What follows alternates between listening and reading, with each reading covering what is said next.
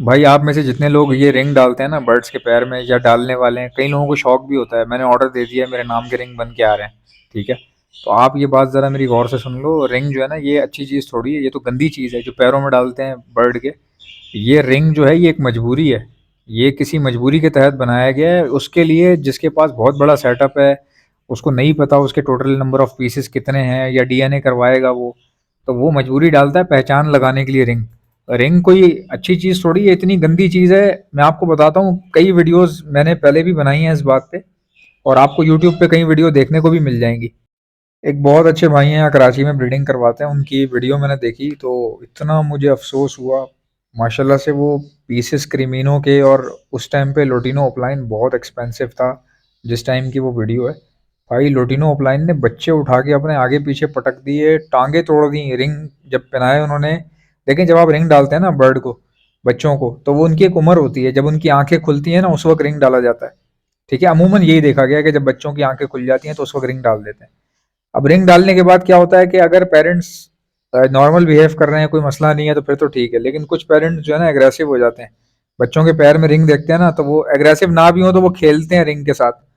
वो रिंग को पकड़ते हैं और खींचना शुरू कर देते हैं पूरे पूरी बॉक्स के अंदर, और बच्चे की टांग टूट जाती है। भाई उस भाई ने 4-5 बच्चे दिखाए टांगे टूटी हुई। ठीक है, लेकिन उसका भाई का नुकसान हो गया। लेकिन आप लोग ये बात को समझें, जिसके पास 10-20 पेयर हैं, भाई तुम किस बात के पैर में रिंग डाल रहे हो? ठीक है, डीएनए करवाना है नहीं करवाना है वो एक अलग बात है, मजबूरी है, अगर बहुत ही बड़ी मजबूरी है तो डाल लो। लेकिन वैसे कोशिश करो कि से नो टू रिंग्स। अच्छा, रिंग्स आपको पता है पहली बार कब बनवाए गए होंगे या कब ये इंट्रोड्यूस हुए होंगे? देखिए, ये रिसर्चर्स जो होते हैं ना, ये उनके लिए थे रिंग्स। किसी परिंदे की आबादी कम हो रही है, तो ये क्या करते थे, जाल लगा के उनको पकड़ते थे।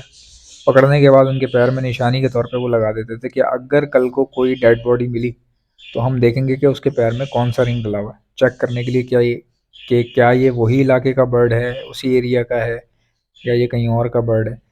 ये बेसिकली रिसर्च लेवल पे ये रिंग्स डाले गए थे। उसके अलावा अगर आप बात करें तो कोई बंदा अगर एक्सपोर्ट कर रहा है, यानी कि आप किसी दूसरे मुल्क को अपना बर्ड दे रहे हो, तो उसमें रिंग लगाया जाता है स्पेशली, ताकि जो दूसरे मुल्क से एक बंदा हमसे मंगवा रहा है उसको भरोसा हो जाए कि भाई ये यही रिंग है, बर्ड भी वही है, और इसकी बर्ड की एज इतनी है। क्योंकि रिंग पे जो नंबर डला होता है ना, डीएनए पे भी वो नंबर आ जाता है जब आप डीएनए करवाते हो। अब एक अजीब सी कहानी बनी हुई है यार, जो बंदा डीएनए करवाए वो क्या करे? वो रिंग डाले या नहीं डालना चाहता तो क्या करे? पता कैसे चलेगा? 10-12 दाने हैं। अब 10-12 दानों के लिए अलग अलग पिंजरा खरीदना पड़ेगा ताकि वो मिक्सअप ना हो जाए। तो उसके लिए हल ये है कि आप कोशिश करें कि, मेरे ख्याल से कोशिश क्या, मिल जाते हैं यार ये जो रिमूवेबल रिंग होते हैं ना, जो पैरों से उतर भी जाए। कोशिश करें कि कोई इस तरह की चीज़ ले लें जो उतार सकें आप पैर से उसके। डीएनए हो जाए, अगर किसी को बेचना है तो आप बेच के फारिग हो जाएं, और फिर वो बंदा अगर उतारना चाहे तो वो भी उतार ले। स्टील वाले तो बहुत ही डेंजरस हैं यार। कोई ऐसा रिंग हो जो पेरेंट्स के खींचते ही खुल जाए। मैं तो कहता हूँ ऐसा रिंग हो कि पेरेंट्स के खींचते ही खुल जाए, क्योंकि अगर वो नहीं खुला तो वो तो पेरेंट्स तो हड्डी तोड़ देंगे बच्चे की पैर की, घुमा घुमा के उसको। अब किसी का अल्लाह ना करे, किसी का डन फेलो है, उसके बच्चे पहला क्लच है, बच्चे निकला है, उसने रिंग डाल दी, और खुदा ना खास्ता पेरेंट्स काबू से बाहर हो गए और खेलने लग गए, उस रिंग को आगे पीछे पटकने लग गए, तो गया आपका तो, आपकी तो बैंड बज जाएगी भाई। ठीक है, अगर कोई बड़ी म्यूटेशन लेके बैठा हुआ और उसी में ये प्रॉब्लम आ गई, केस आ गया। वैसे रेयर है, ये इतना होता नहीं है। बहुत सारे लोगों ने रिंग डाले हुए हैं, डाल रहे हैं, अभी भी बरसों से डाल रहे हैं। कई लोग तो ऐसे हैं जिनके पास कभी कोई प्रॉब्लम आया ही नहीं। लेकिन भाई जिनको आया है उनकी वीडियो देखी है मैंने, मैं इसलिए बता रहा हूँ आपको। अब एक और बात की जा रही है कि एहसन भाई, जब हम बर्ड्स खरीदें, एल्बिनो रेड आई लें या कुछ भी ऐसी चीज़ लें, तो हम क्या करें यार? मार्केट से अगर मिलते हैं या किसी के घर पे अगर हमें पसंद आते हैं, तो यार पट्ठे होते हैं, तो उनके जेंडर का क्या सिस्टम करें? भाई एल्बिनो रेड आई ले रहे हो या एल्बिनो ब्लैक आइज ले रहे हो, जो इस तरह की चीज़ें ले रहे हो ना, इसमें जेंडर का इशू ही नहीं होता भाई। आप जितने मर्जी दाने खरीद लो, 10-20 दाने ले लो, ठीक है। जो जोड़े बन गए ठीक है, जो नहीं बने वो उससे ज़्यादा कीमत पे बिक जाते हैं जितने के आपने लिए होते हैं। क्योंकि अगर रखे रखे 2-3 महीने हो गए हैं या आपने 6-7 महीने गुजार लिए हैं उसके साथ, तो मेरे ख्याल से उन रिमेनिंग पीसेस के लिए आपको उनका पार्टनर ढूंढना चाहिए, जो कि ज़्यादा बेटर है। लेकिन अगर पार्टनर ना मिले तो सेल मारो, बेच मारो उसको।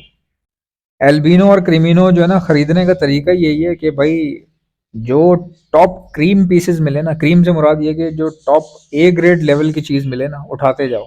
चाहे वो क्रीमिनो में हो या एल्बिनो में हो, ठीक है। चीज़ जिसामत अच्छी मिल रही है, आपको पता चल रहा है यार पट्ठा ज़्यादा से ज़्यादा 3-4 महीने का, लेकिन जिस्म देखो इसका। तो ऐसी चीज़ नज़र आ रही है तो भाई खरीद लो उसको। क्या उसके जेंडर में से क्या निकालोगे आप, मुझे बताओ। खरीद लो, खरीदने के बाद 100 जुगाड़ हो जाता है। अगर चीज़ अच्छी उठा ली है टाइम पे तो इस्तेमाल भी हो ही जाएगी। ठीक है, बहुत सारे सिस्टम है। जो लोग तेज है ना, चीज़ को समझते हैं यार। जब आप करते रहोगे ना ये काम, अभी आप सोचते होगे मैं ये करूंगा तो क्या होगा, एहसन भाई रिंग डाल दें तो कैसा रहेगा, रिंग से मसला तो नहीं आएगा, डीएनए कैसे होगा, डीएनए ना करवाएं तो क्या होगा। अभी तो आप ये सोचते रहोगे, इसमें तो कोई बुराई नहीं है। बहुत सारे नए लोग होते हैं, नहीं पता होती बहुत सारी बातें, और जो पुराने हैं वो भी रोज नई बात सीख रहे होते हैं कोई ना कोई। तो ये काम ऐसा है, जब आप करने लग जाते हो ना, फिर ऐसे ऐसे दाव पेच खुद ही बंदे को खुद ब खुद आ जाते हैं यार। उठना बैठना हो जाता है, किसी से फोन पे भी बात करो।